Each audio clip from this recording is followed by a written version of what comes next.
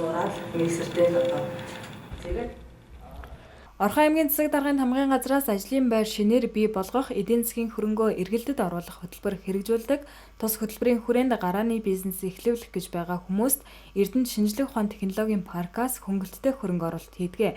Тухайлбал 2018 онд биодизел болон бээлийн үйлдвэр байгуулахаар 2 аж ахуй нэгжид 50 сая төгрөгийн хөрөнгө оруулалт хийсэн ч энэ ажил удаан үргэлжилгүй зогссон. Тэгвэл энэ жил цаас боловсруулах болон яс боловсруулах үйлдвэрээ байгуулагдах юм. Төсөл сонгон шалгаруулалтыг нээлттэй зохион байгуулна. Энэ ажил бэлтгэл ажлын үе шатанд явагдаж байгаа талаар их сурвалж мэдээлэл өглөө.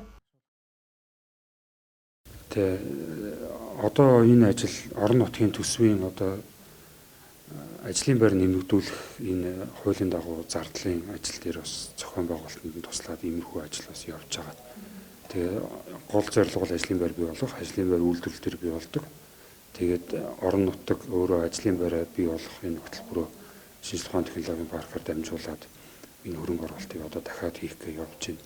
Энэ нь өөрөө эргээд захим ухаалаг хадгалах, хог аяглалыг тохиом боловсруулах энэ том бодлогын бизнесүүдийг хөгжүүлэх гэсэн энэ чиглэл рүү ороо явж байгаа сүүлийн 2 жил бол.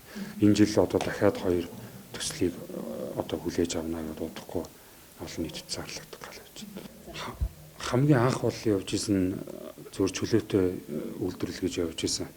Тэгээ энэ бэйли болон дизель төс гэж орж ирж яваад тэр нь эргэж буцаад ингээд явсан гэдэгтэй дараа нь барилгын материал руу орсон. Сүүлийн 4 жилийн 21-с 24 оны хөтөлбөрөөр бол чиглэлийн заагаад өгсөн байна. Тэн дээр хог хаягдлын 4 салбар сектор, дээр нь зис бүтээгдэхүүн гэсэн ийм л 5 салбар байна. Тэгээ ихний хувцрын хог хаягдлын салбар нь бол явцсан. 2 компани аваад ингээд явж байгаа.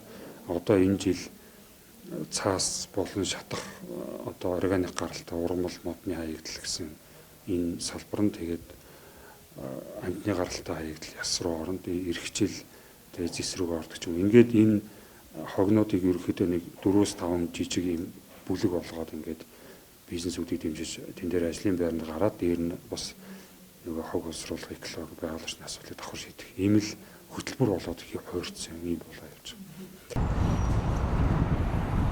Орон нутгийн төсвийн 1.2%-ийг ажлын байр нэмэгдүүлэхэд зарцуулах ёстой хэмээн хуульд заасан байдаг. Энэ хуулийн хүрээнд тус ажлыг Орхон аймаг хөтөлбөр болгон хэрэгжүүлдэг байна. 2021-с 2024 оны хооронд 4 секторт хувааж чиглэл гаргасан байна.